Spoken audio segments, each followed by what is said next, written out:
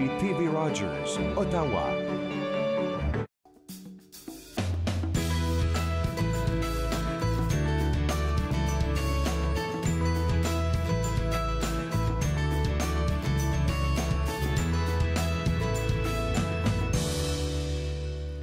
Bonjour et bienvenue entre nous, exclusivement sur les ondes de TV Rogers. Je suis Catherine Marion. Il me fait plaisir de passer la prochaine heure avec vous.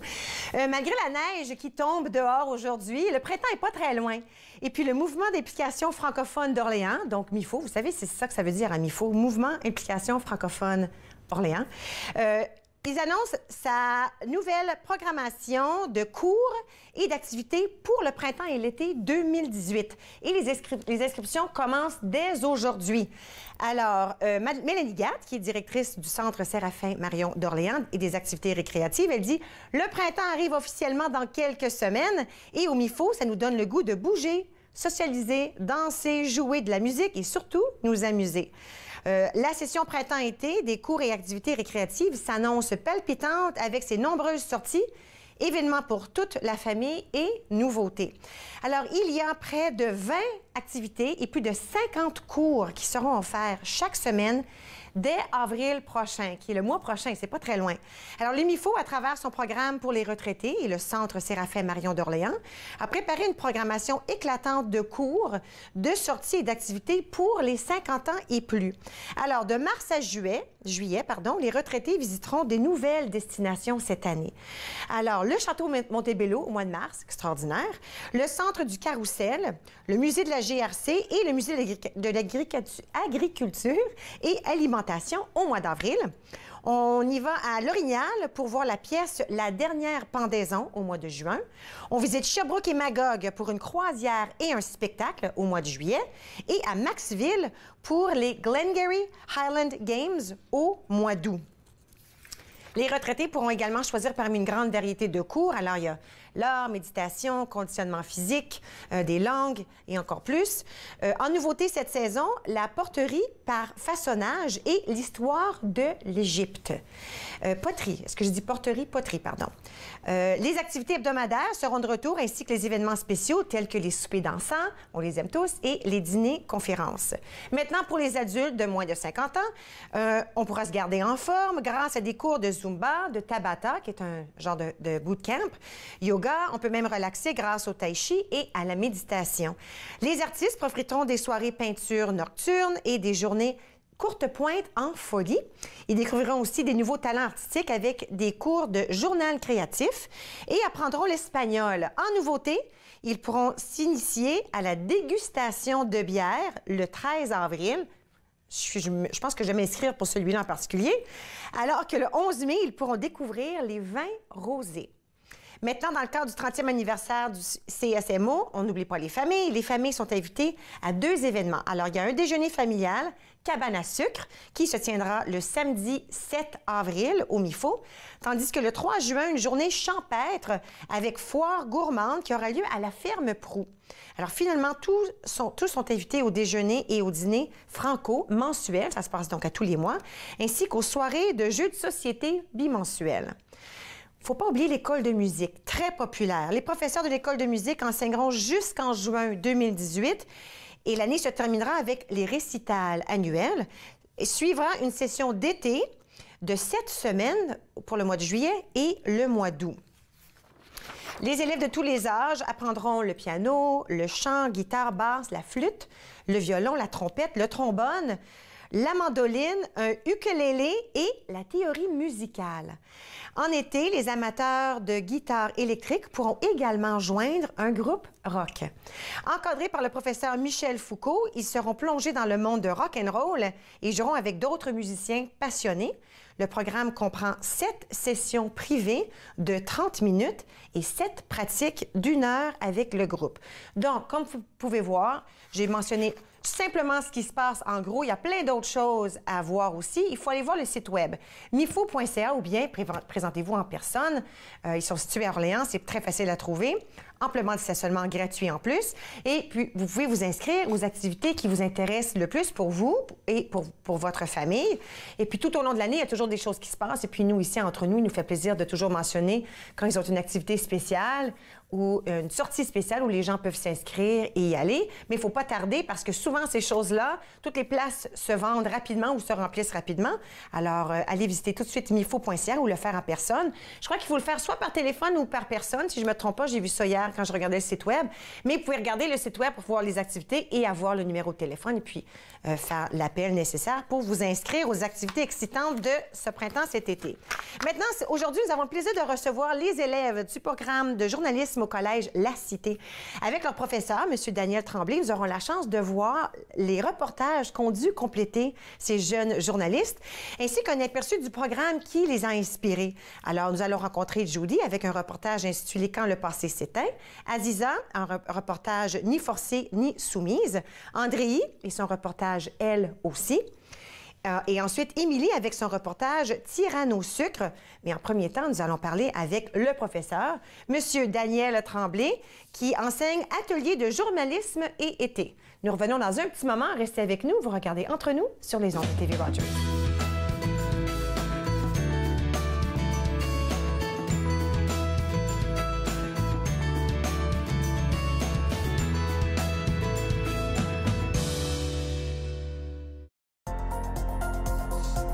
L'émission suivante vous est présentée par la télétransportée Rogers. Profitez du contenu exclusif gratuitement. Disponible au www.rogersanyplacetv.com. Je suis Dominique Lheureux et je suis bénévole chez TV Rogers. J'ai commencé en tant qu'étudiant coop et j'ai continué parce que j'aimais tellement ça. Donc je continue en tant que bénévole. C'est merveilleux. Quand on est en studio, on fait les caméras, le régie plateau, le son. J'aime ça parce qu'on est comme une famille. Je suis autiste, puis je suis capable de faire TV Rogers. Family, it's just extremely important. People move around. Connected for Success has just made it so much easier. For the longest time, I was on cloud nine. It connects you to family. It connects you to the outside world, and it makes you feel connected to the community. It was a whole new experience. You realize then how much you missed out. In fact, connect is my favorite word now. I love that word. It keeps me out of trouble.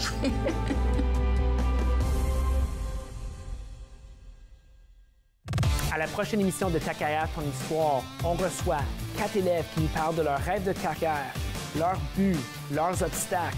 C'est une émission à ne pas manquer. Ta carrière, ton histoire, mercredi 21h sur TV Rogers.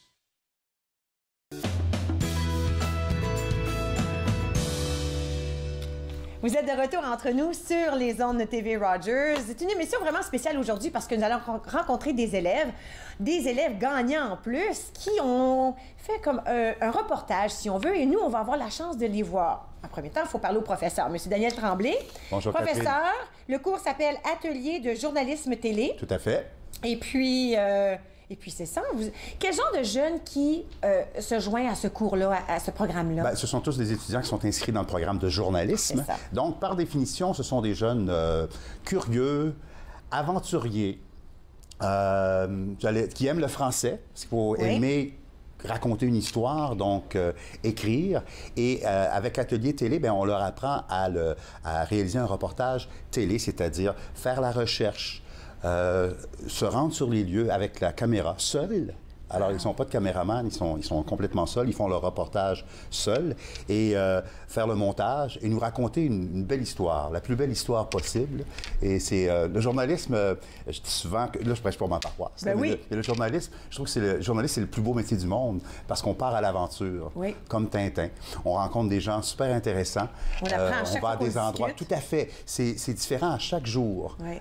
À chaque jour, on ne sait jamais où on va se ramasser, où on va se retrouver.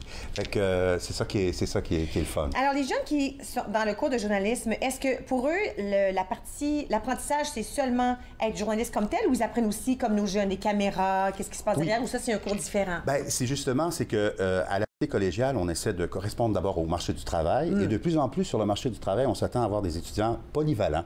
qui sont capables de tout faire. Avant, c'était très divisé. Tu avais le journaliste qui partait avec le caméraman. Quelqu'un avec le son, quelqu'un avec la caméra. C'est ça, quelqu'un avec le son. Radio-Canada, dans les années 70. J'ai déjà vu une équipe passer, je pense qu'il était 4 pour faire un reportage. Maintenant, c'est seul. Et alors, faut leur apprendre à tout faire. Et j'admire beaucoup les étudiants de cette génération-ci parce que je les regarde aller et je me dis, wow, je ne sais pas si j'aurais été capable de faire ça à leur âge. Moi, j'ai connu seulement un journaliste avec un caméraman. Maintenant, ils doivent tout faire parce que c'est ça que le marché du travail demande. Alors, c'est beaucoup de travail, c'est d'autant plus méritoire de se retrouver avec des beaux reportages comme ça. Je suis toujours étonné, sérieux, là, je suis toujours étonné de qu'est-ce qu'ils sont capables de faire. Puis les médias, ça a beaucoup changé. On parle de Radio-Canada il y a X nombre d'années, mais là, de nos jours, là, les médias sociaux qui rentrent dans ça aussi. Fait, alors, ça change beaucoup, hein? Oui. De là, l'importance de leur apprendre la caméra vidéo, parce qu'aujourd'hui, avec leur iPhone, ils peuvent publier quelque chose sur Facebook, sur Instagram. C'est beaucoup les médias sociaux. Il y avait un article qui disait dernièrement, justement hier, que les gens s'informent de plus en plus sur Internet. Et il faut rejoindre... Alors, le public est rendu là. La nouvelle génération est rendue là. Et il faut alimenter Instagram, Facebook, Twitter avec du vidéo de plus en plus. Non seulement des textes, mais aussi du vidéo. Donc, il faut que les étudiants sachent comment cadrer, quoi filmer, comment le mettre sur les réseaux sociaux. Alors, c'est important qu'il soit polyvalent. Oui, encore, on retourne à la polyvalence. Alors, oui, tout à fait. Que ce soit avec caméra ou que ce soit avec téléphone, tout à fait. Que ce soit 45 secondes, parce que souvent, les médias sociaux, on veut ça rapide, tandis que le reportage à la télé ou à l'ordi, ça prend 3, 4, 5 minutes. Résumé encore plus. C'est ça, les choses sont un différentes. point intéressant. À mon époque... À notre époque, on peut le dire, oui. Non, on ne fait pas tant que ça. Encore plus vieux, à mon époque, à moi. Le journaliste préparait le bulletin de nouvelles était seulement à 22 h. Le soir. Fait que, il préparait son texte dans l'après-midi. Il allait couvrir le matin, il préparait son texte dans l'après-midi. Et moi, je dis souvent, héron, petit patapon. Il écrivait son texte. Et c'était simplement pour 22 h. Oui. Maintenant, dès qu'il revient dans la salle des nouvelles, il faut qu'il fasse un direct à LCN, à RDI. Il faut qu'il résume sa nouvelle pour l'envoyer sur Twitter, sur Instagram, sur Facebook.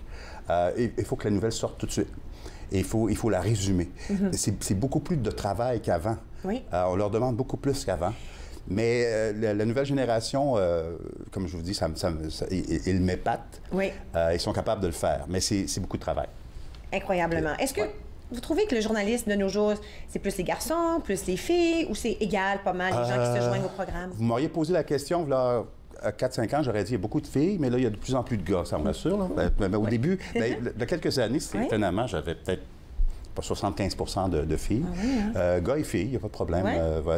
Ça revient. J'étais curieuse des tendances. Mais là, ils ont pris le cours, mais pas juste ça, il y avait un concours en marche. Oui, tout à fait. Comment était la démarche? Bon, alors, ça fait 16 ans maintenant. D'ailleurs, je suis très fier et je vais me rendre au moins jusqu'à 20 ans. 20e édition. À chaque année, nous organisons une soirée des reportages. D'accord. Alors, on s'est dit... la première année, je me souviens, je m'étais dit, on va leur faire, quand on a lancé le cours, parce que on a lancé le cours en se disant, maintenant, les étudiants doivent tout faire, donc on va leur faire des reportages.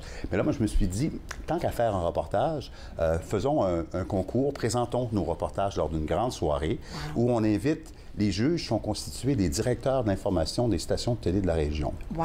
Alors, ça donne de la pression aux étudiants parce que ça sera vu par des yeux importants. Tout à fait. Et je dis aux étudiants, les directeurs d'information, le jury vient magasiner pour éventuellement embaucher quelqu'un. Oui. Fait que dès la première année, c'était ça. Les juges étaient constitués des directeurs d'information des stations de télé de la région et de la radio aussi. Et on organisait un grand concours et on donne mention du jury, 3e prix, 2e prix, 1er prix. Wow. Donc, les étudiants ont davantage la pression. Oui. Alors, ils ne font pas seulement le reportage pour la simple note. Oui. Ils font pour gagner un prix et se faire connaître des futurs employeurs. Se faire voir, oui. Alors, tout de suite, là, j'ai vu, oh boy, ils se forcent plus que d'habitude. Bon, et là, ce que nous, on va voir aujourd'hui, c'est justement le fruit là, de leur démarche. La 16e édition, les 4 lauréats de la 16e édition. Ça a été présenté au mois de décembre. Oh, j'allais dire. Alors, ils ont commencé ce projet-là au mois de septembre. Ils avaient combien de semaines, combien de mois pour terminer? Y avait-tu comme c'était fixe Ou on leur donnait, OK, ben... Non, en fait, ouais, ils avaient, disons, 2 mois pour se faire. Donc, en septembre, on commençait à les sensibiliser un peu. Oui. Au mois de décembre, vous allez devoir produire un reportage. Est-ce que c'est des élèves du premier cycle? De deuxième année. Deuxième année, d'accord. Deuxième année. En première année, non, c'est trop tôt. On leur apprend les étapes, mais la deuxième année, ils sont... Parce que, comme je vous ai dit, c'est beaucoup de travail. Oui. C'est faire la recherche, tourner, se déplacer, interviewer les invités, choisir les extraits, choisir les images, faire le montage. Juste trouver un sujet. Vous, déjà, ça, c'est pas juste facile. Trouver un sujet, des fois, c'est pas évident. Tout à fait. Ce qu'on leur demande, c'est des histoires originales des gens. Comme dans les reportages que vous allez voir, vous allez rencontrer, vous allez découvrir des gens à qui il leur est arrivé ou qui leur arrivent des aventures ou des choses spéciales. Et c'est un peu ça. On s'intéresse aux gens. Puis là, durant ces 2 mois-là où ils travaillent, ils ont accès à toi, à des professeurs, pour pouvoir les aider un tout petit peu dans le cheminement. Oui, tout à fait. On s'ajuste. Et là, c'est le fun parce que c'est là qu'ils mettent en pratique toute la théorie qu'ils ont appris au cours de leur formation. Parce que moi, comme je dis souvent, c'est pas ce que vous savez qui m'intéresse, c'est ce que vous faites. Et c'est là qu'ils mettent en pratique. Puis, ce que je trouve le fun par rapport peut-être à d'autres travaux étudiants, c'est que maintenant, le fruit de leur travail, leur reportage, il peut être diffusé. Oui. Grâce à Facebook. Oui. Avant, lorsqu'on faisait des reportages, lorsque les étudiants faisaient des reportages, on gravait ça sur DVD. Oui. Ils montraient ça à leurs parents le samedi soir ou à leurs amis à Trois-Rivières ou à Kingston. Et après ça, le DVD restait 10 ans sur la tablette du salon. Et maintenant, les étudiants placent, depuis 2008 en fait, 2007-2008, les étudiants placent leur reportage sur YouTube avec un lien sur Facebook. Et là, tous leurs amis, leur famille, d'où qu'ils soient, peu importe le moment de la journée, ils peuvent aimer. Oui. Ils peuvent donner des commentaires. Ils peuvent partager. Donc, ils ont maintenant la pression du public. Donc, comme je vous dis, en plus de la note, tu as la pression de dire, OK, ce que je vais faire, c'est mon œuvre, c'est mon chef-d'œuvre, c'est mon reportage, c'est mon histoire, et je peux la partager avec les autres. C'est génial. Super. Bien là, on a déjà hâte de voir tout ce que ces jeunes-là ont créé. Ils sont avec nous aujourd'hui. Alors, immédiatement après la pause, on va commencer. Mais merci de nous inviter. Non, c'est moi qui vous remercie. On a tellement hâte de voir ces reportages-là. Puis on va pouvoir les montrer aux gens. On coupe rien aujourd'hui. On montre leur reportage en entier. Non censuré. Puis on va pouvoir parler avec la personne derrière la caméra, si on veut, en même temps. Merci beaucoup, M. Tremblay. Super le fun. Alors, comme on l'a dit, nous allons commencer avec Judy. Ils sont tous ici, ces élèves. Il y en a 4 qui ont participé à ce concours.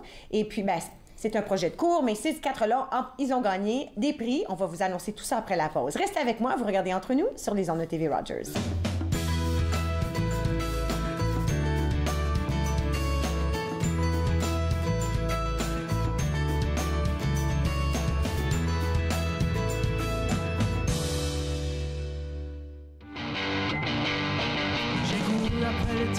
J'ai menti à la lune, j'ai couru après les mots et j'ai menti à ma plume. J'ai mis mon cœur sous les ciseaux et ma tête sous l'enclume entre le feu et mon marteau. Je me suis forgé un costume.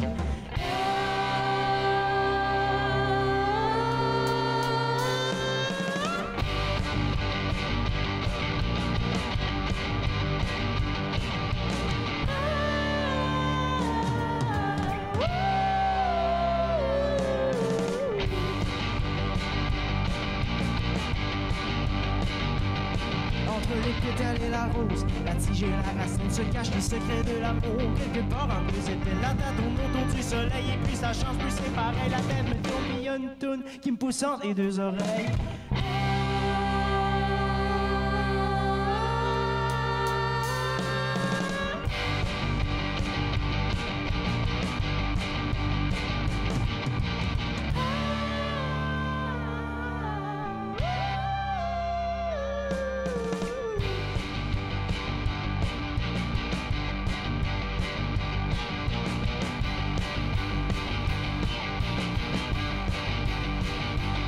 Que je fasse la guerre ou que je fasse l'amour, que je presse contre le four, que je pogne la route ou que je pogne la trail en bout de ligne, tous les chemins se mettent.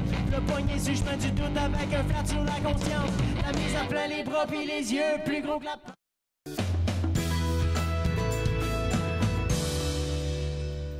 Vous êtes de retour entre nous sur les ondes de TV Rogers. Nous sommes vraiment choyés d'avoir des étudiants de la Cité aujourd'hui, des étudiants du programme de journalisme qui ont complété un grand concours. En tout premier plan, on va parler avec Judy Desalliers. Bonjour. Bonjour, Catherine. Là, M. Tremblay nous a un petit peu expliqué là, ce que c'était le cours comme tel. Vous deviez faire un reportage. Ça finit un peu comme un concours. Il y a une note, mais il y a aussi des prix du jury. Moi, je retourne un peu en arrière. Qu'est-ce qui t'a amené à rentrer dans le programme de journalisme? Pourquoi ça t'intéressait, le journalisme? Bien, dans le fond, depuis que je suis petite, j'aime vraiment écrire. Comme j'écrivais des histoires quand j'étais petite et ça a toujours été un peu ma passion. Dans le fond, c'était toujours en arrière de my mind, de devenir journaliste. Oui. Donc, il y avait 2 options, soit à Jonquière, soit à Ottawa. Et je me suis inscrite à Ottawa parce que c'était une région que j'avais jamais été auparavant. Tu n'es pas d'ici? Non, du tout. Tu es de où? De Trois-Rivières. Super! Oui. Wow! OK, alors de Trois-Rivières, tu as trouvé la Cité et le programme de journalisme. Puis comment tu trouves ça à Ottawa depuis que tu es ici, là? Ah, c'est les 2 meilleures années de toute ma vie. Hein? Probablement, oui. Ah, j'aime ça entendre ça. Tu me donnes des frissons. J'ai découvert tellement de choses et tellement de nouvelles cultures. Dans le fond, la culture franco-ontarienne, entre autres. J'ai vraiment... Étais-tu surprise de voir à quel point c'est bilingue ici à Ottawa? Est-ce que ça t'a surpris? Oui. La plupart des gens qui viennent du Québec, moi je suis du Québec aussi, là, puis ma famille sont toujours surpris que mon mari est francophone parce qu'ils assument que tout le monde de la région est anglophone. Alors j'aime ça demander la question, si t'es surprise à quel point il y a beaucoup de francophonie ici. Bien, moi aussi, dans le fond, j'ai un chum qui vient de l'Ontario. Dans le fond, il est franco-ontarien. Donc c'est vraiment fun. Bien là, on va retourner à ton reportage qui s'intitule « Quand le passé s'éteint » et tu as eu le prix mention du jury. Félicitations. Merci beaucoup. Tu devais être très contente. Ah oui, c'était vraiment valorisant, là. C'était super. Comment tu as trouvé l'effort, le travail à faire pour compléter ton reportage? Comment tu as trouvé ça, l'expérience? Moi, j'ai pas vraiment trouvé ça difficile, mais c'était juste que c'était stressant un petit peu parce que il y avait du jury de Radio-Canada, de TFO, de TVA aussi. Donc, ça donnait du pain sur la planche. Beaucoup de choses à faire. Oui, c'est ça. Je te garde avec moi. On va montrer ton DVD, de ton reportage tout de suite, puis on se parle après. D'accord? On y va.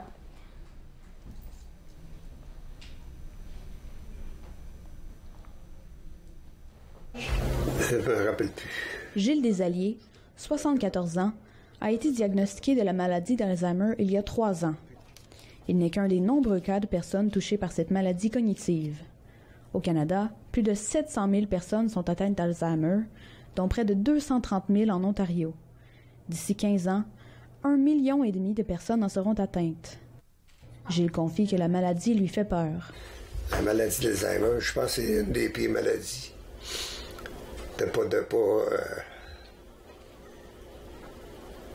D'avoir perdu le souvenir. Puis, si quelqu'un va dire quelque chose, puis 10 minutes après, tu t'en souviens plus. Fait que c'est difficile. Ça me fait de la peine. Avec la perte de certaines capacités cognitives, comme celle d'écrire, les personnes atteintes ont souvent besoin de compagnie et de réconfort.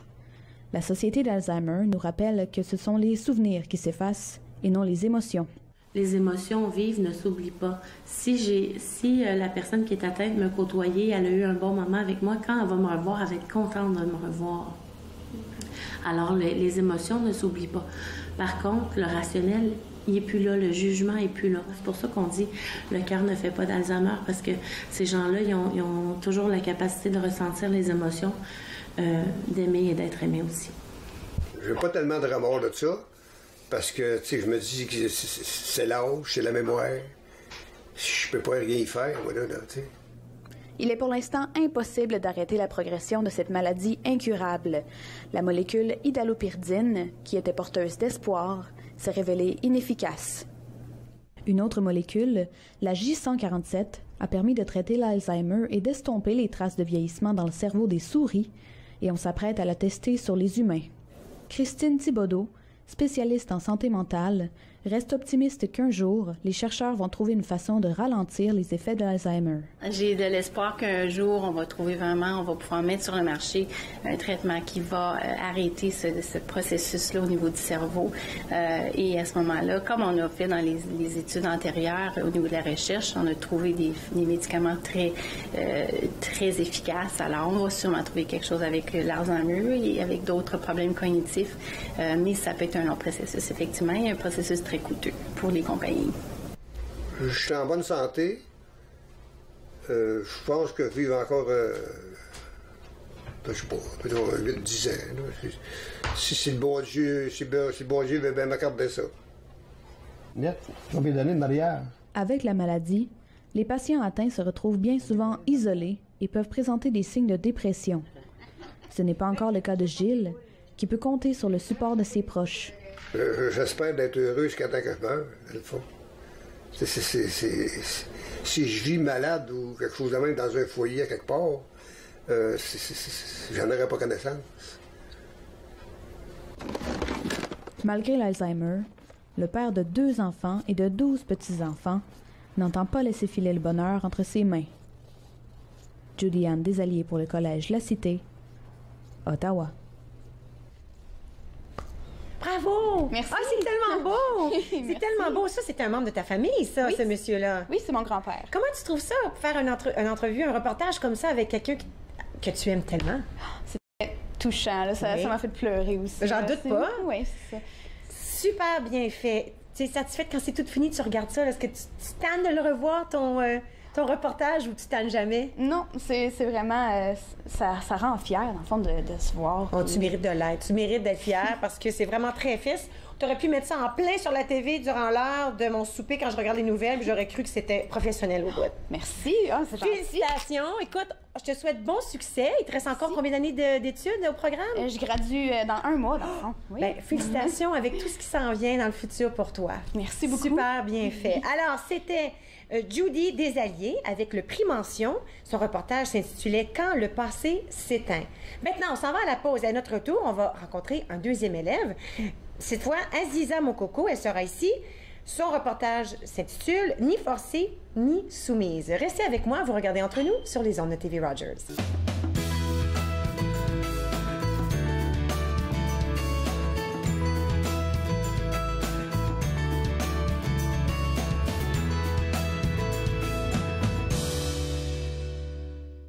Je n'ai rien dit, cela par coutume.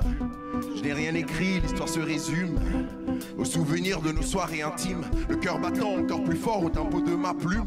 Essayez d'écrire sur nous, la page est vierge. Gribouillée sur tellement d'heures que les marges sont pleines. T'as réussi à prendre mon seul atout. Dorénavant, mon stylo souffre de pudeur, il peine. Tu l'entendras, du moins je présume. L'hésitation noyée par le volume. J'ai fait l'erreur de croire en nous, le nous intemporel. Mais reste que quand je ferme les yeux, je pense encore à elle.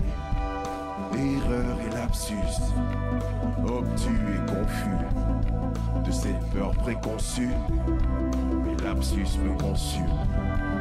Erreur et lapsus, obtus et confus, de cette peur préconçue, mes lapsus me consument. Parti solo mettre le feu dans le château de cartes, je t'ai menti, mais pas qu'un peu. L'histoire bien ficelée tenait toutefois par un cheveu. Une fois cela compris, dorénavant c'est sauf qui peut.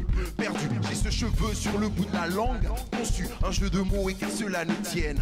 Confus à ton insu, mes remords y tanguent. Connu, la vérité est plutôt draconienne. Ah, j'ai ton parfum coincé dans la gorge comme un effet boomerang. Des regrets j'en regorge, mon ego que j'égorge. Pour toi je l'assassine, je garde encore mon yin. Mais t'es parti avec mon yang, parti sur un coup de bague. Ton coup de feu j'ai pris en plein cœur comme une balle. Encore coincé dans la toile, tout ce que je n'ai pas dit. Et enfin je l'ai écrit, mais cela par coutume. Si à toi je...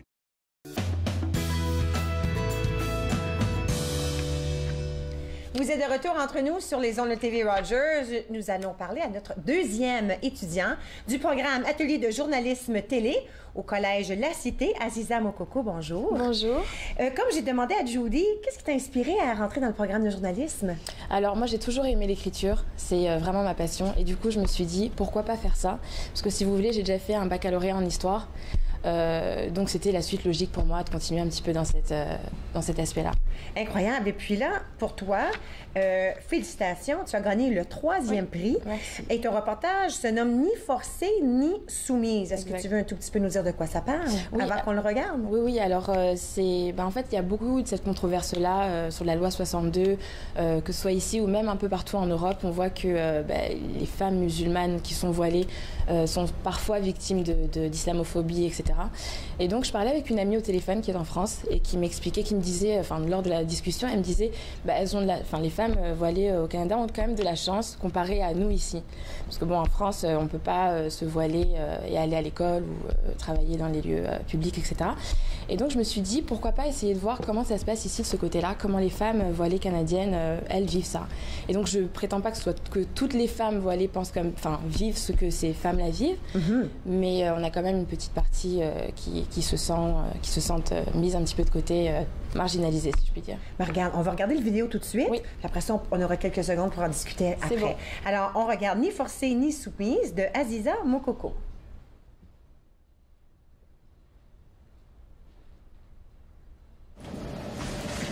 Tia Tom est une étudiante musulmane de 22 ans en génie électrique à l'Université d'Ottawa. Elle est née et a grandi en Ontario. C'est seulement lors de sa 2e année universitaire qu'elle a décidé de porter le hijab, le voile qui recouvre l'ensemble de la chevelure et qui cache la partie haute du corps. C'était un choix personnel pour Tia, même que ses parents étaient réticents au début. Ouais, ils étaient vraiment inquiets. C'était un peu rigolo parce qu'ils étaient comme, t'es vraiment sûre? Ils avaient un peu peur aussi parce qu'ils vont dire maintenant, voilà, notre fille, elle va subir tout ce qu'on voit, tout ce qu'on entend. Alors ils étaient vraiment inquiets. J'ai commencé à me poser des questions du genre, c'est quoi mon identité? Pourquoi je suis musulmane et tout? Et puis, du coup, j'ai commencé à plus savoir sur ma religion. Et c'était un truc que j'ai su qui est requis de moi en tant que musulmane. Et j'ai senti que c'était le bon truc à faire sur le moment et j'en suis fière jusqu'à là. Je viens de chambouler. Carmen Chouinard s'est convertie à l'islam à l'âge de 45 ans. Elle est aujourd'hui professeure en études religieuses. C'est un choix qu'on fait entre Dieu et la personne. Personne, ni le père, ni la mère, ni le frère, ni surtout les gouvernements ne devraient imposer aux femmes de le porter ou de ne pas le porter. C'est un choix personnel. Les préjugés sont vécus de façon difficile par les femmes musulmanes qui portent le hijab. Elles sont souvent la cible de commentaires haineux ou désobligeants. J'entrais, la personne était déjà dans le bus et dès que je suis entrée, la personne était vraiment mal à l'aise. Je peux voir dans leurs expressions et qu'ils étaient vraiment mal à l'aise. Ils bougeaient d'ici, ils me regardaient, ils toisaient, ils faisaient des trucs avec la bouche et tout ça. Puis après, moi, je disais rien, j'étais sur mon téléphone. Puis quand je sortais, je devrais passer devant eux parce qu'ils étaient juste devant la porte. Alors j'étais comme, excusez-moi, et comme, celle plus soumise. Donc on se promenait sur une des rues de Strasbourg. Il y a une dame de l'autre côté de la rue qui nous a interpellés, qui nous a vraiment crié après. Rentrez chez vous, gang de blablabla, et blablabla. Je dirais pas tout ce qu'elle a dit. À la fin de la discussion, elle me disait clairement que je suis pas venue pour te comprendre, je voulais juste dire que vous perdez votre temps et tôt ou tard, tu vas rentrer chez toi. Moi, j'ai même vu une dame que je nommerai pas parce que j'ai un grand respect pour elle, une grande historienne, me demander à moi, mais Madame Chouinard, comment se fait-il qu'une femme éduquée comme vous l'êtes porte le foulard? Ces insultes à la longue peuvent avoir des effets troublants comme l'anxiété et la peur de sortir de chez soi. Moi, je suis une personne en général qui va envers les autres facilement, je souris, je suis prête toujours à rendre service et blablabla. Ben là, j'en étais rendue à avoir la peur parce que c'est plate, là, de tout à coup être considérée comme un citoyen de seconde zone. Ça devient un mois de dur sur le moral. Je me rappelle la première année que j'ai mis le voile, j'ai beaucoup pleuré. Beaucoup pleuré. Parce qu'à chaque fois, je ne sais pas pourquoi les gens me traitaient comme ça. Parce que je suis dans tellement beaucoup de catégories. Je ne sais pas, tu me fais ça parce que je porte le voile ou bien parce que je suis une femme dans ce programme. Qu'est-ce qui se passe? Les musulmans d'ici se disent préoccupés. Selon un sondage environique de 2016, 62% des musulmans qui sont au Canada sont inquiets de la discrimination. Ce chiffre passe à 72% chez les jeunes et à 83% pour les musulmans canadiens.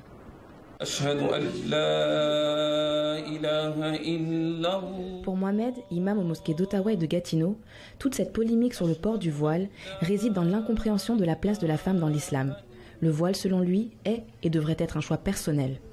Le port de voile, c'est pas juste le foulard qu'on met sur le visage, mais c'est un godefroy vestimentaire qui couvre le corps de la femme. Dans le Coran et le port du voile, Ça te dit exactement, c'est un truc que tu dois le faire, mais quand tu le fais, tu dois t'assurer que c'est sincère et c'est entre toi et Dieu. L'islam, il ne vous oblige pas de porter le voile pour que vous soyez des porteurs de voile. Je paie mes impôts, je respecte les lois, je fais en sorte d'aider mon prochain, je fais beaucoup de travail bénévole. Qu'est-ce qui me manque? C'est quoi? Parce que j'ai un foulard sur la tête, je suis moins canadien que les autres? Tu t'habitues au fait qu'il y aurait toujours ce genre de discrimination, mais tu ne vas jamais t'habituer au mal que ça te ferait. Pour Tia, Carmen et bien d'autres femmes musulmanes, le message au public est clair. Le hijab, elles le choisissent. Avec ma sœur. Aziza Mokoko pour le Collège La Cité, Ottawa. Ma petite sœur. Félicitations. Merci beaucoup. Quelle belle réussite. Merci. Encore une fois, on peut voir à quel point tu es allé rechercher les détails, les informations, mais aussi l'histoire personnelle de ces gens-là. C'est ça, exactement. Mais j'ai trouvé ça intéressant de montrer deux femmes musulmanes complètement différentes. Et de voir un petit peu leur quotidien ou même les histoires personnelles qu'elles avaient pu vivre. Et voilà. Et qu'est-ce qui t'attend pour toi? Là, c'est un stage qui s'en vient pour toi? Oui, c'est ça. Est-ce que tu sais où tu t'en vas dans ton stage? Oui, mais c'est encore un petit peu... c'est un secret, oui, faut voilà, pas le dire. J'ai pas trop envie j'aime de... ça. C'est correct, ça. On aime ça, les secrets. Tu devras revenir à la fin de ton stage pour nous parler de comment ça a été. Sans problème. Mais écoute, toutes nos félicitations. 3e prix, bien mérité, ni forcée ni soumise. On souhaite toi aussi bonne chance dans tout ce qui s'en vient dans ta carrière de journaliste. Merci beaucoup. Bon, alors, c'est le moment d'une autre pause. À notre retour, nous allons rencontrer Andréi et son reportage, elle aussi. Restez avec moi, vous regardez Entre nous sur les ondes de TV Rogers.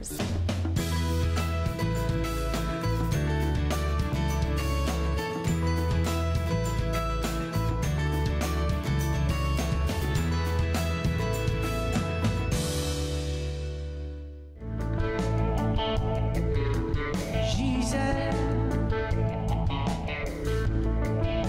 t'es aussi la plus folle, t'es aussi la plus folle que je connaisse.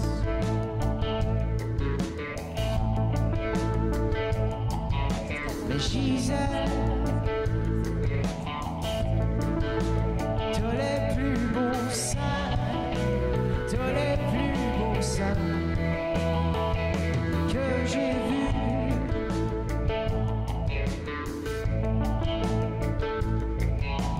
Comme de montagnes d'amour.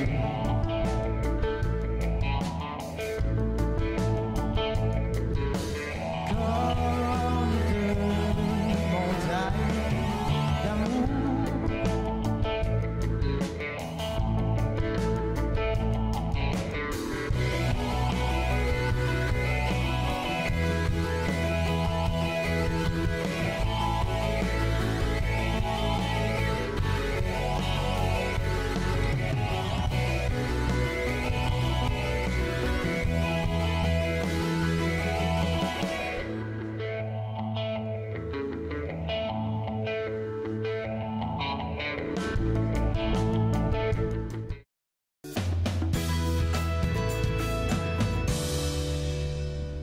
Vous êtes de retour à Entre nous sur les ondes de TV Rogers. Un autre étudiant devant moi, cette fois Andréi Audet, qui a aussi participé à ce concours et s'est mérité le 2e prix. Félicitations. Merci beaucoup, C'était une surprise.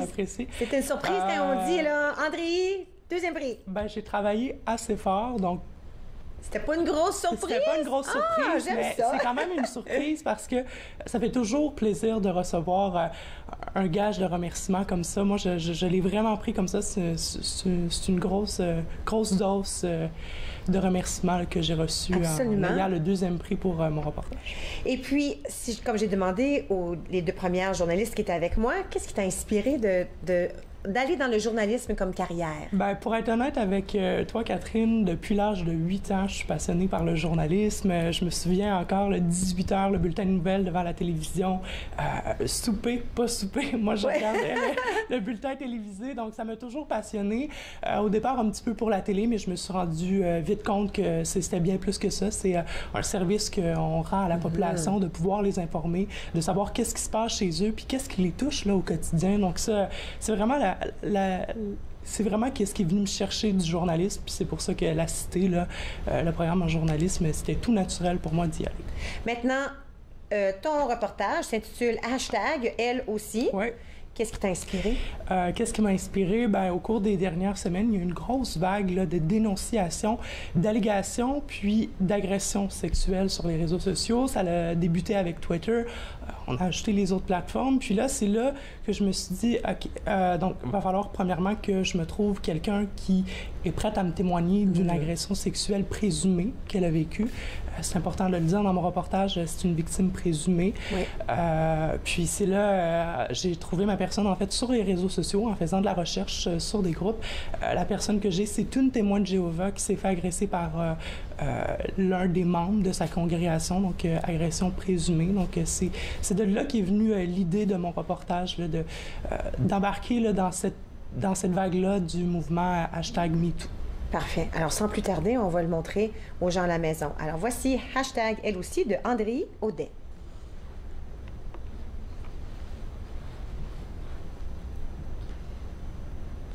Là, jusqu'à temps de m'endormir, je me disais, ça va ouvrir, ça va ouvrir, ça va ouvrir, ça va ouvrir, ça va ouvrir.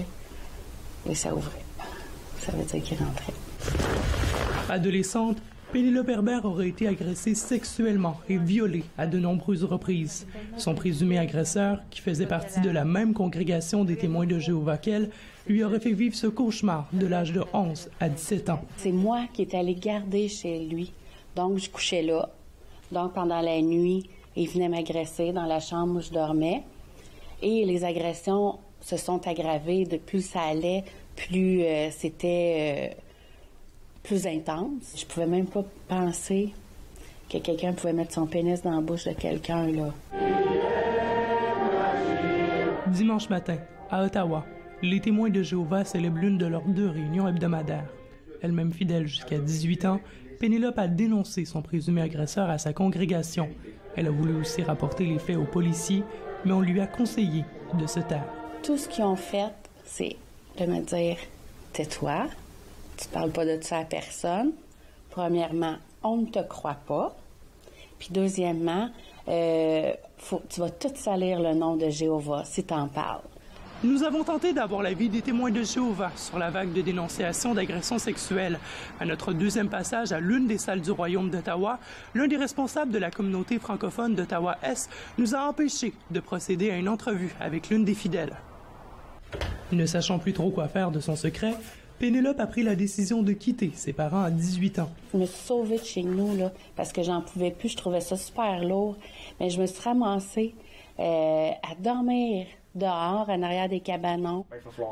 Selon le professeur en sciences sociales à l'Université d'Ottawa, Simon Lapierre, les difficultés que rencontrent les victimes d'agressions sexuelles ne les encouragent pas beaucoup à dénoncer. Elles peuvent vivre des répercussions économiques, elles peuvent parfois vivre des répercussions au niveau de leur réseau social, au niveau de leur parcours professionnel.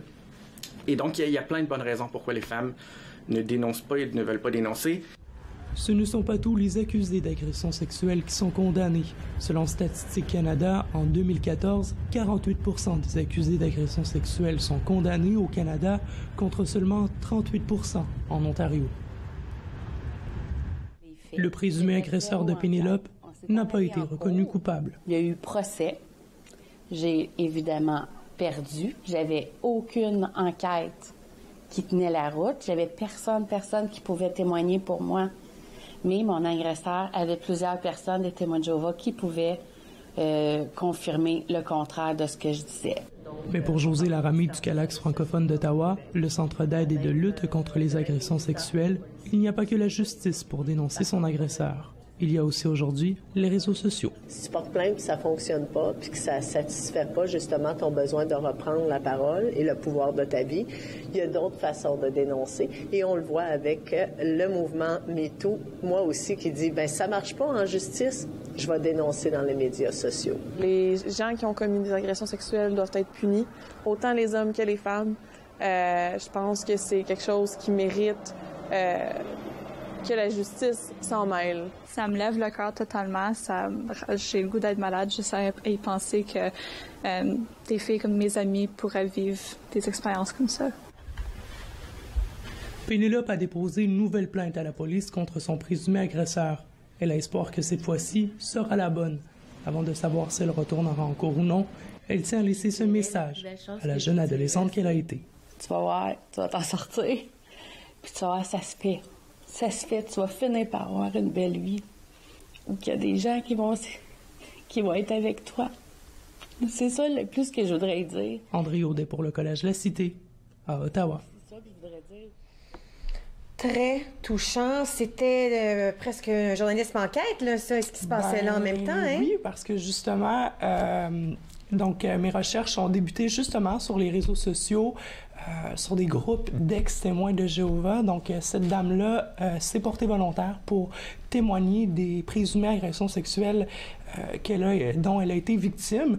Puis il y a eu quand même un travail de recherche derrière ça, un long travail de recherche, justement par rapport aux témoins de Jéhovah. Je voulais avoir l'avis des témoins de Jéhovah.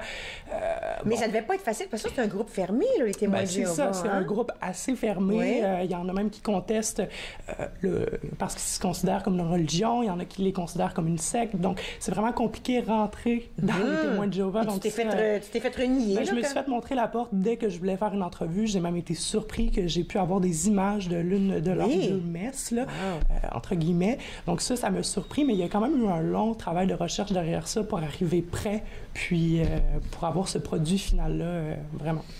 Bien, toutes nos félicitations. Je vois exactement comme tu le dis. Hein? Tu as travaillé fort, tu l'as mérité, cette deuxième place, ce prix. Il y a un long travail derrière ça, effectivement, Catherine. Bien, écoute, félicitations. Moi aussi, j'ai hâte de voir qu'est-ce qui s'en vient pour toi. Il y a un stage qui s'annonce très bientôt. Je pense qu'on est tous très curieux de vous revoir ici entre nous, à savoir qu'est-ce qui se passe dans vos futurs... C'est vraiment, vous brillez, là, c'est extraordinaire. Merci. Alors, bon succès dans ton stage. Nous, on va aller à la pause. Et ensuite, ben, vous l'avez deviné, hein, c'est la demoiselle qui a gagné le premier prix. On va rencontrer Émilie Lombard immédiatement après la pause. Vous regardez Entre nous sur les ondes de TV Rogers.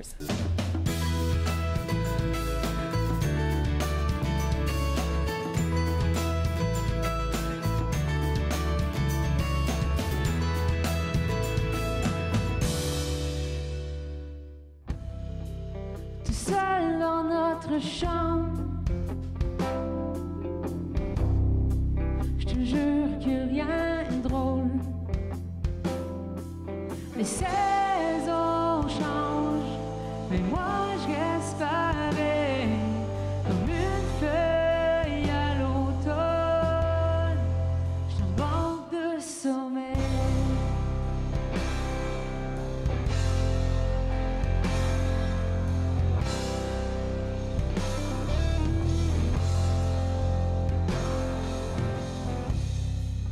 Je vais me couler un bain froid, plonger ma tête sous l'eau. Mais tout est si clair, tout est si beau. Les saisons changent, mais moi je reste pareil.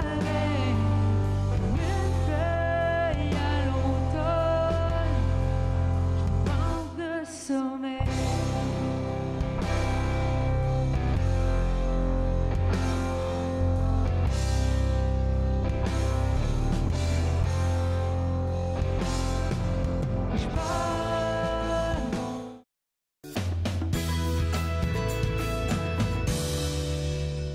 Vous êtes de retour entre nous sur les ondes de TV Rogers. Alors, la gagnante, c'était la dernière à qui on devait parler, Émilie Lombard. Premier prix avec ton reportage qui s'appelle Tyranno sucre. Félicitations. Merci. Ça devait être une petite surprise pour toi, ça aussi, là? Oui, ben quand même. Là, on regardait les résultats tous ensemble devant la soirée des reportages. Puis, sûr que j'ai été vraiment contente d'avoir le premier. Extraordinaire. Maintenant, Tyranno sucre. On parle de quoi? Oui, ici, c'est un peu difficile de voir. C'est un jeu de mots. Dans le fond, c'est un petit garçon de 5 ans qui est premièrement fan de dinosaures, donc d'où le Tyranno. Puis sucre parce que il est glycémique de type 1. Donc, il est diabétique de type 1, d'où le jeu de mots. D'où le jeu de mots. Alors, le reportage, j'imagine, a rapport à ce petit bonhomme-là? OK, on va le présenter tout de suite, puis après ça, on va discuter après. C'est beau? Alors, voici, premier prix, Tyranno sucre de Émilie Lombard.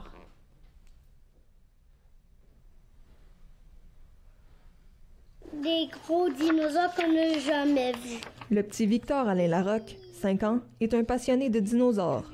Il passe son temps en dessinée et ses œuvres recouvrent les murs de sa chambre. En mars 2016, à l'âge de 3 ans, La vie de sa famille change du tout au tout. Victor est diagnostiqué avec le diabète de type 1. De réaliser que ton enfant est malade, puis que c'est une maladie chronique, puis qu'il va avoir toute la vie, puis que c'est nous qui agissons comme son pancréas en ce moment, jusqu'à temps qu'il puisse se contrôler lui-même. Juste ça, là, ce changement de vie-là, c'est comme noir et blanc. Là. T'arrêtes quasiment de vivre au début. Là. Seulement 10% des diabétiques ont le diabète de type 1, qui se caractérise par l'absence totale de production d'insuline, une hormone normalement produite par le pancréas. Sans insuline, le sucre reste prisonnier du sang, ce qui peut être mortel si on ne le traite pas. Victor doit donc s'injecter quotidiennement de l'insuline pour assurer sa survie. Comment tu te sens, Victor, quand tu es en hypoglycémie? Je me sens faible. Et j'ai mal au cœur. C'est difficile. C'est vraiment difficile. Je dors pas, ça fait 2 ans. Parce que tous les soirs, je m'assure que quand je le pique le soir, faire sûr qu'il est encore dans. Que son sucre est bon, qu'il n'est pas trop bas, qu'il ne tombera pas en hypo ensuite, qu'il tombe dans un coma. Parce que s'il tombe plus bas que certains degrés, il peut juste pas se réveiller. Contrairement au diabète de type 2, qui se développe avec l'âge, le diabète de type 1 est généralement diagnostiqué dès l'enfance. Les signes les plus courants sont une soif excessive, un besoin fréquent d'uriner et une fatigue extrême. Mais parfois, les symptômes peuvent être beaucoup plus graves. Dans des cas extrêmes, puis c'est ce qu'on espère de jamais se rendre là, mais les enfants peuvent vraiment devenir léthargiques, là, somnolents, fatigués, puis là, les parents se rendent à l'urgence, puis on s'aperçoit que les taux de sucre sont super élevés. Malheureusement, c'est ce qui est arrivé à Victor. Victor, il s'approchait de nous, puisque j'étais avec ma mère. Il s'est couché par terre, puis il a regardé sa grand-mère, puis il a dit « Grand-maman, il fait noir. » Puis il faisait pas noir du tout. Victor a commencé la maternelle cette année. Un changement radical dans le quotidien de sa famille et de son entourage. C'est tout le personnel scolaire qui a dû apprendre à gérer son diabète. Et son grand frère Nicolas est là pour l'aider. Donc moi, ma responsabilité, c'est apporter d'un sac qui sert à prendre le taux de sucre à l'école, et c'est le madame du service de garde ou son professeur qui s'en occupe avec cela. Mais c'est moi qui apporte le sac pour y donner. Si j'oublie le sac, je suis obligée d'appeler ma mère pour y prévenir. Au début, les parents de Victor recevaient beaucoup d'appels de l'école, qui étaient incapables de ramener son taux de sucre à la normale. L'année dernière, une ambulance a même été appelée. Le fait que leur fils soit loin d'eux est une situation préoccupante. C'est eux qui gèrent la vie de Victor, là, tu sais, c'est difficile à digérer ça, là, tu sais. Je mets la vie de mon fils dans la main de quelqu'un d'autre. Il faut que je fasse confiance à la personne qui l'a, tu sais. Heureusement, il existe de nouveaux appareils pour rendre la vie des diabétiques plus facile. Victor, lui, utilise un pod, un appareil qui lui injecte son insuline sans seringue. Le pod doit être changé aux 3 jours. Victor doit quand même se piquer le bout du doigt au moins 8 fois par jour pour connaître son taux de glycémie. Le Freestyle Libre est aussi un nouvel appareil qui, lui, permet la lecture du taux de glycémie sans piqûre au doigt. Mais Victor est malheureusement trop jeune pour l'utiliser. Dans le moment, Santé Canada n'a pas approuvé l'appareil chez les enfants. Par contre, ailleurs, dans d'autres pays, dont les États-Unis, il est disponible pour les enfants. Donc, ça devrait être une question de temps pour qu'il devienne aussi au Canada. Ça rendrait la vie tellement moins compliquée pour nous puis pour Victor d'avoir toujours la lecture en continu, comme si on n'a pas besoin de faire 10-15 piqûres par jour. Le monde médical est en constante évolution. Et ce que la mère de Victor souhaite, c'est que de nouveaux traitements soient développés pour aider les diabétiques de type 1. Ça, je souhaite vraiment qu'il y ait des outils qui nous rendent la vie plus facile. En attendant, Victor continue de développer son côté artistique. Émilie Lombard pour le Collège La Cité, Ottawa. Félicitations. Merci. Très beau reportage. Qu'est-ce qui t'a inspiré à suivre cette histoire du diabète? Bien, premièrement, pour le diabète de type 1, c'est ma mère est infirmière, puis elle m'a parlé du Freestyle Libre, le nouvel appareil, oui. Puis ça m'a donné envie de faire un reportage sur le diabète de type 1 qui est peut-être moins connu. Oui, parce que tu l'as dit, c'est seulement 10 des gens. 10 des diabétiques. Des diabétiques, donc, encore moins. Puis... mais là, je connaissais personne qui avait le diabète de type 1, donc j'ai fait un appel à tous sur les réseaux sociaux. Puis j'ai eu la chance, justement, d'avoir cette famille-là. La mère m'a contactée. puis elle est intéressée à partager son histoire. Puis elle a... Comment tu trouves ça de t'immerger dans l'histoire familiale? Parce que vraiment, tu es devenu un peu comme un autre membre de la famille où ils t'ont vraiment tout raconté avec tout cœur, les difficultés qu'ils vivent. Comment tu trouves ça? C'est sûr que c'est vraiment, comme on se sent privilégié un peu d'être inclus comme ça dans une histoire personnelle, dans la vie de tous les jours, où ils parlent d'une condition qui est pour eux difficile, des émotions, tout ça. Mais c'est vraiment intéressant là, aussi d'aller rencontrer ces gens-là, puis d'en apprendre un peu plus sur eux, sur ce qu'ils vivent. Puis moi, j'ai vraiment été bien accueillie là aussi. Là-bas, puis les enfants, ils étaient très amicaux. Il avait l'air d'avoir beaucoup de plaisir. Alors, comme j'ai demandé aux autres avant de quitter, qu'est-ce qui t'a inspiré de te joindre au programme de journalisme? Bien, moi, je voulais venir dans le programme de journaliste, premièrement parce que j'adore écrire, puis je suis bonne aussi à l'écriture. Il y a des gens qui m'ont conseillé peut-être aller plutôt en journalisme. Puis c'est aussi le fait que je voudrais plus avoir un travail, tu sais, où on part à l'aventure, on rencontre des gens, on reste pas juste assis sur un bureau. Oui. C'est vraiment partir à la découverte du monde un peu. Et puis de se promener un tout petit peu partout. Oui. Bon, écoute, on te félicite. Alors, tu as été la gagnante, premier prix avec Tyranno Sucre. J'adore. On comprend très bien maintenant pour le titre de ton reportage avec le jeune homme qui joue avec ses dinosaures. Et puis, bonne chance. C'est un stage qui commence très bientôt pour toi aussi, n'est-ce pas? Oui. Bon, on n'a pas le droit d'en parler? Moi, je vais à Radio-Canada, Ottawa-Gatineau. Tu le sais déjà, puis tu as le droit de le dire. Super. Mais félicitations. On te souhaite énormément de succès. On a hâte de vous revoir dans le futur. Sans doute qu'on va vous voir à la télé à quelque part. Merci beaucoup. Merci. Bon, nous allons prendre une toute petite pause. À notre retour, on va demander à M. Tremblay de s'asseoir avec nous encore. On revient dans un petit moment.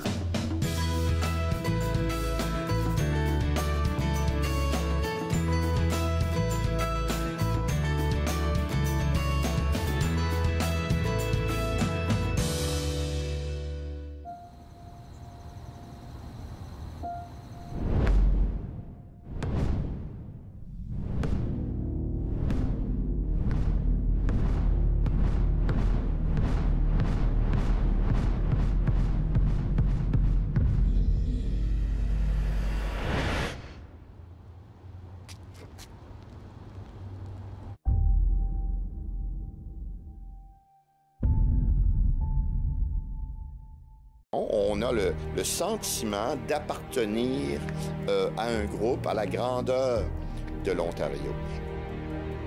Être franco-ontarien, lutte, combat éditoriaux. Vendredi 15h30 sur TV Rogers. La marijuana est la drogue la plus souvent en cause dans les accidents mortels impliquant des adolescents au Canada. Émilie? Un élève sur 4 en secondaire 5 dit avoir été passager dans une vie.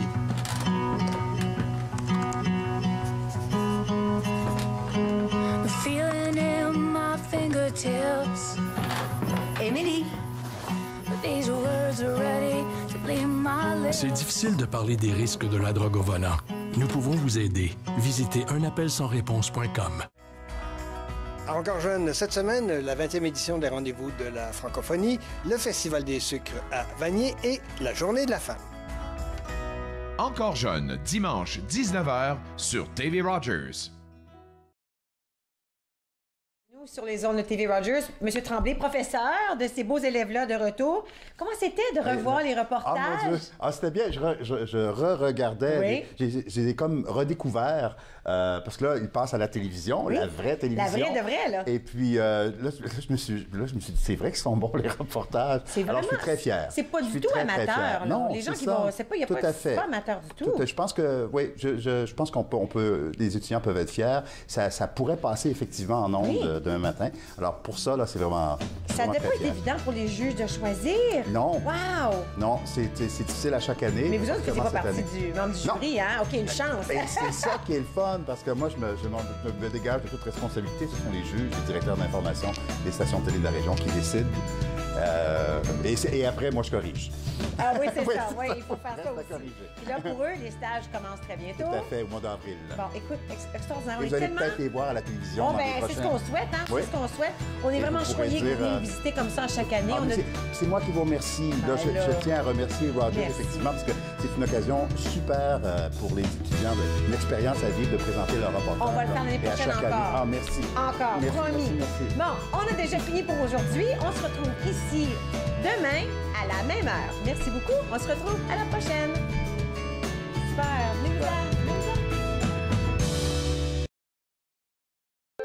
Faites-nous part de vos commentaires en composant le 613-521-2323 par courriel sur Facebook et Twitter.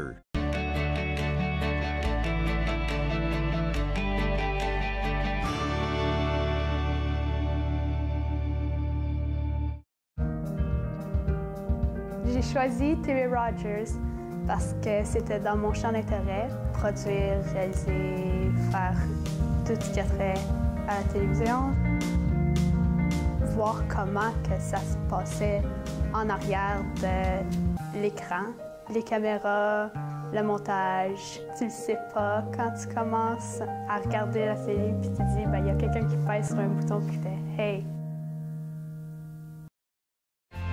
Family, it's just extremely important. People move around, connected for success. It's just made it so much easier. For the longest time, I was on cloud nine. It connects you to family, it connects you to the outside world, and it makes you feel connected to the community. It was a whole new experience. You realize then how much you missed out. In fact, connect is my favorite word now. I love that word. It keeps me out of trouble.